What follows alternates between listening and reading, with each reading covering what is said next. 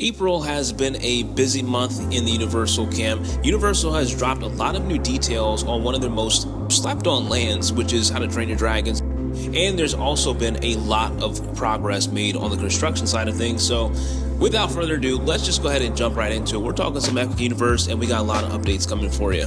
First, we're going to talk about the most slept on land so far, which is How to Train Your Dragon a la Berk. I have to admit, even I was like just completely underestimating how cool and exciting this land is actually going to be. I was not excited for it. This was at like the bottom of my list. We literally didn't pay attention to it at all. And then we went and watched How to Train a Dragon, you know, just to prepare for things and kind of get into the spirit of things. And I realized, oh my gosh, I actually really like these movies. It's kind of crazy. excited. Yeah, we literally weren't looking forward to it, but because of some of the details that Universal dropped, it actually kind of got us pretty hyped, and it gives us a much better idea of what to expect. First things first, let's talk about as soon as you get into the land, some of the progress that's been made so far is that you're starting to see a lot of the finer details of each attraction.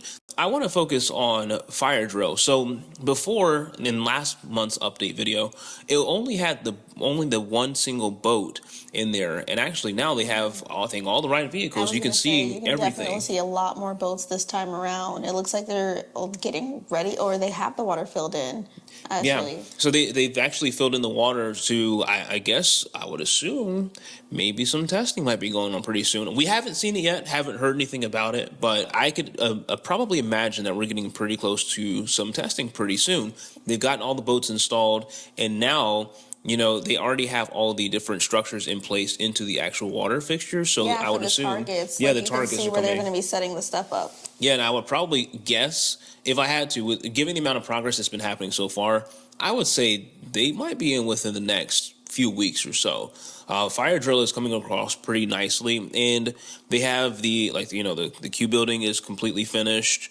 What do you think about Fire Drill so far? We know what kind of ride it's going to be, but so at first I wasn't excited about it, and then I think when you kind of explained it, like, yeah, it'll be kind of like a more fun version of VillainCon, and then I was just you know what? Now I'm kind of excited because I feel like I'll be getting what I should have gotten in a way. Like, you know, I'm not trying to throw shade at VillainCon, but it's just like, if you are going to do a ride like that, like, I mean, at least I get to sit down. At least I'm like, you know, I'm interacting with it. It reminds me of you know those fair games that they have where you like shoot the target and you have to like wait for it to go up? Yeah, classic. Yeah, exactly. And I do like playing those games, so I can see that being fun on a ride. Yeah, and we actually, so shameless plug, we do have a video of us on opening day of VillainCon, and we gave our honest thoughts on it, and I mean, really, it kind of still stands. Fire Drill is basically a much better version of VillainCon because it's more interactive. You're on a boat in water, surrounded by other people, basically. And you'll be able to actually tell what you're shooting because there's going to be water coming out of a cannon. And physical targets. Exactly. So the whole point of the ride is basically like, you know, you're supposed to be trying to, practice putting out fires because you're working with dragons. That's really the whole story of the land. This takes place between the second and the third movies. So dragons are already living amongst you. You're living with the dragons, and Fire Drill is all about, putting out fires. How to put out fires, exactly. So the next attraction that we're going to be looking at here is Hiccup's Wing Gliders. This ride, the coaster itself, the track has already been finished. It's been done for a while. They are putting a couple more like detail touches in. You can't see it here, but they have installed what we believe to be an animatronic figure in the first show building next to the loading dock. So that's pretty exciting there. And the building itself, where the coaster is going to be passing through after a second launch, that is being put up right now. Looking at the track itself, it looks like it's going to be a pretty intense ride. For it to be in this area, like in, an area presumably for mostly kids. It looks that way. It looks intimidating, but apparently it's only supposed to go top speed of, I think, like 42 miles an hour. It is, but see, I guess I'm comparing it to DreamWorks is about to open, so I'm thinking of like Woody Woodpecker. I mean, well, it's not that anymore. It's the Roller Coaster now, but I'm thinking in comparison to that, I'm like, okay, we're gonna get something a lot better than that. At least, hopefully, something that lasts longer because it looks like a much longer track than that. Yeah, it is a much longer track, but Universal is calling this the Family Coaster. So Family Coaster in Universal speak is basically, I think this one is 42 inches and above. For context, that means, Like if you're three-ish tall, if your 3-year-old is on the taller side, but basically 4 and up. So 4-year-olds will be able to ride this roller coaster, and they'll get a thrill because there are a couple launches in it. I don't think they'll be as intense as Hagrid's, but this is being billed as like Hagrid's, but more family friendly. Even with the kids area, like the play area, I'm actually excited to see how they do that, because they said you're going to be able to like kind of interact with the dragons, learn about the different dragon species and races, and that part is just, I don't know. I think it's going to be really cool. Yeah, it's called the Viking Training Camp, and I kind of hope they actually have like some Viking training classes. Can like you they teach imagine? you how to. Yeah, that'd be pretty cool. Like not only just teaching you about the dragons, of course, but actually having some sort of like interactive. You know how Disney or Hollywood Studios, I don't know if they still do this, but the Jedi like training thing, initiation training. That's exactly what I have in my head. Yeah, like that, but with Vikings, that'd be pretty cool. Universal steal that idea, cool. please. This area is actually like more well defined. It's cut out. A lot of the stonework has been installed. I think it's just a matter of time. It probably won't take them long to actually get some of the interactive elements inside that area. That is the Viking training camp, and now let's move on to, I'm pretty excited to talk about this one, is the stage show.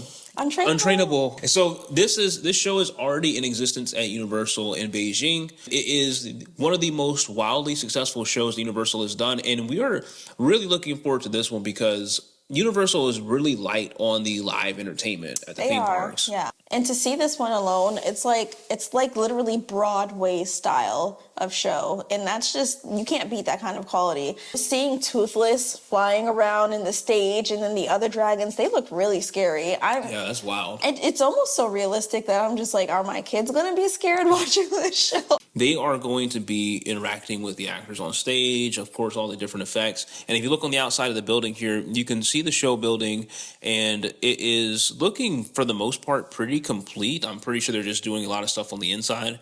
But it's going to be right here, right across from Mead Hall. And then I'm sure like this little structure right here, you're going to have just maybe a shop or something like that. Maybe like a gift shop is probably where that's going to be.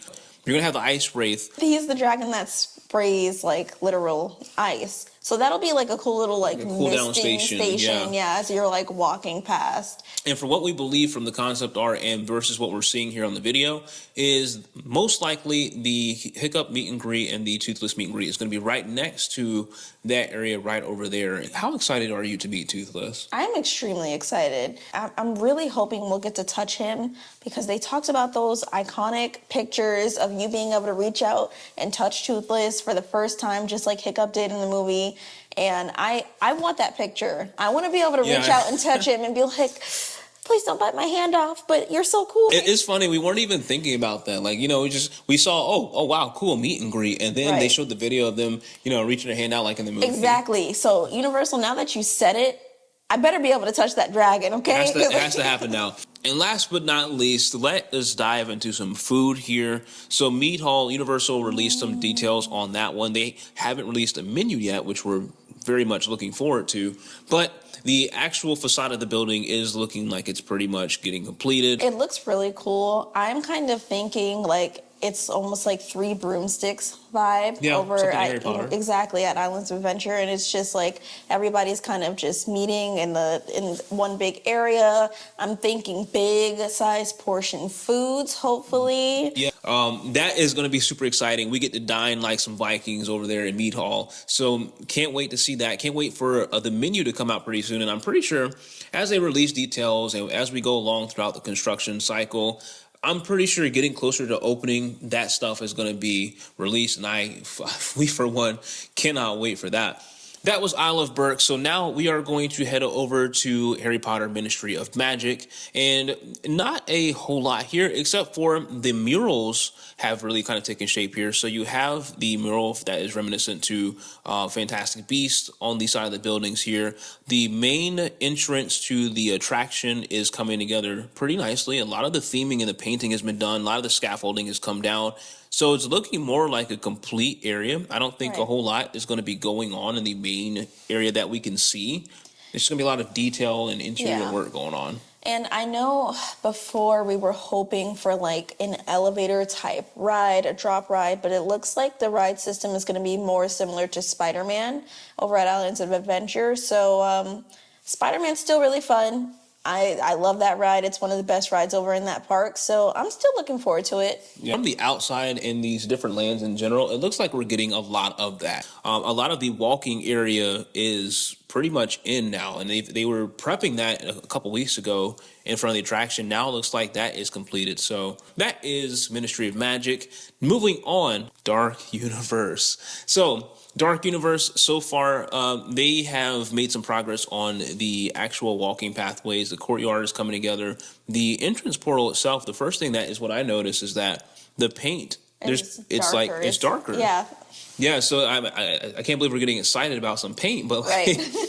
but it lets you know that that it's coming together, and like the portal itself, it looks pretty complete. I'm not sure if they're going to be adding more things to it, but hey, we got something. We got paint and we got a finished portal. So that's pretty exciting. And some of the scaffolding has come down around the actual show building of the attraction that is going to be Monsters Unchained Frankenstein experiment. So little area right there is where it's believed where there's going to be a little bit of a show scene there. So that's going to be pretty cool. So you got a spinning ride roller coaster, which apparently it's a family ride too. So that's another one where everyone can enjoy it. So I'm sure obviously the e-ticket attraction in the land, not everyone's going to be able to do it, but Curse the Werewolf. I'm okay with that because I think my kids would run screaming the other way anyways. Yeah. So So that is Dark Universe. Let's hop on over to Super Nintendo World. Super Nintendo World. I think the name of the game here, the main theme of this video,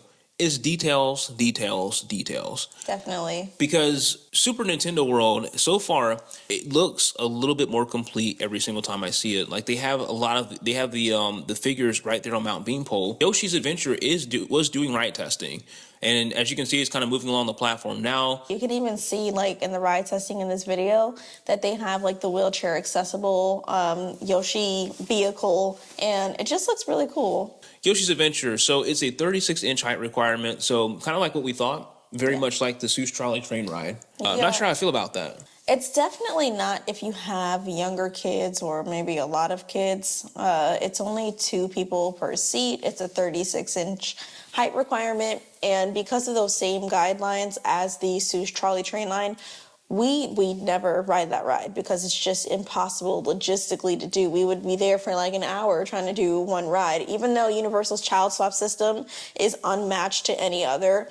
For some rides, it's just not worth the hassle for us. But hey, that's not the e-ticket attraction. The main thing that we want to talk about is Minecart Madness. I am excited for. Yeah, so a lot of the track work, it looks like the track work is pretty much done. I think there's just this one section right where the cart is supposed to leap.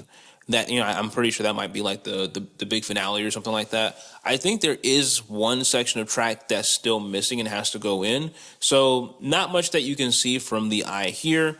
They still are, it looks like they're about to get ready to paint those palm trees on the main like emblem of like the temple, I guess that is. So that's going to be going in pretty soon.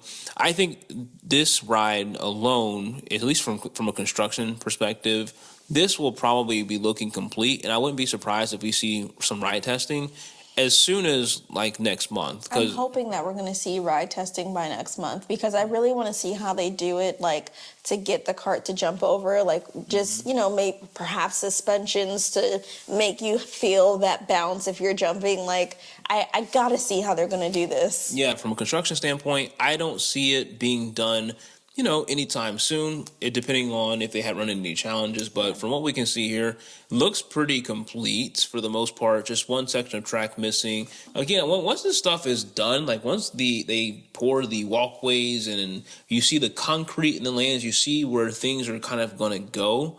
That, I think, is where the excitement really comes in. Right. And I've never tracked the progression of a theme park like this before, but is it just me or does it seem like everything is moving like way ahead of schedule? I mean, the fact that there's ride testing going on for multiple rides already, and this is still a year out from its opening date is like, that's insane to me. Yeah, I think Universal is really trying to avoid what happened on opening day when Universal Studios opened. I'm not sure about what challenges they had for Islands Adventure, but it's well documented what happened on Open Day Universal. A lot of rides were down, a lot of rain checks, just the typical first day theme park blues. But so far, the ride testing that we've seen was, Drag Race Racers Rally. That was one of the first ride testings that we saw. Curse the Werewolf. Pretty much everything in How to Train Your Dragon except for Fire Drill. Yeah. And then you have obviously Yoshi's Adventure and Super Mario Land. So numerous rides have already been doing their testing, and so I can only imagine if the rides are already testing at this point, then this park will be ready, way before the summertime. So that's going to be pretty cool to see. So let's go to Celestial Park. Let's start with Constellation Carousel. So Constellation Carousel, you have the top structure, the dome structure has now been installed. It is just waiting at its centerpiece. That's going to pretty much identify the attraction. Can't wait to see that. The second pavilion underneath that is looking pretty complete as well. We highlighted this in our last video to where the platforms themselves, which are covered here, but it looks really similar to the ride system to Alien Swirling Saucers, but it's still at the end of the day a carousel. All ages can ride. Still looking forward to that, but I wonder if, from what is being described in that ride, if it's going to be just a little bit more thrilling than your typical carousel ride. I think it will be. A little bit, maybe a little mix of Swirling Saucer and Storm Force. So yeah, that is Constellation Carousel, and everything is just looking so nice. I'm gonna say the restaurant, Atlantic, that area looks like it's going to be beautiful. Yeah, I think it's weird. I think that's the area that I'm looking forward to seeing the most in Celestial Park. Like visually, yeah. Yeah, because, it's just... landscaping, it's just... Right. The rocks, the water, like you can see how they're setting up two different levels of water for the, I don't know, not a fountain, but like, what would you call that? Like just your ponds. Pond, basin. Yeah. I don't know. Whatever it is, it looks really nice. It looks really nice because what I love about Disney Springs is that they have, when they first reopened and they have that area where the water is, look at how, like, especially when they first opened, how blue and crystal clear it is. Yeah.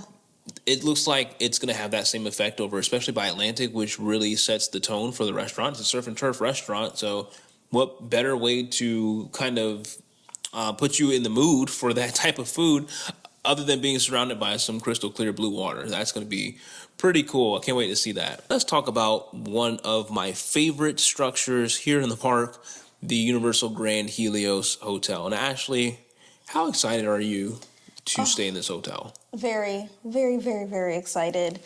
I just want to go to the rooftop bar and kick my feet up and look out into the park and just people watch. Like, you know how you people watch from inside the park? I want to go up to the Grand Helios and do that at night with all the lights. Just, it's going to look so, so nice. Yeah, and this hotel is looking, I'd say, like maybe 85-90% complete, because the thing is, all they have to do is, I'm sure there's going to be some different theming elements here, but they've got the pathways already pretty much done.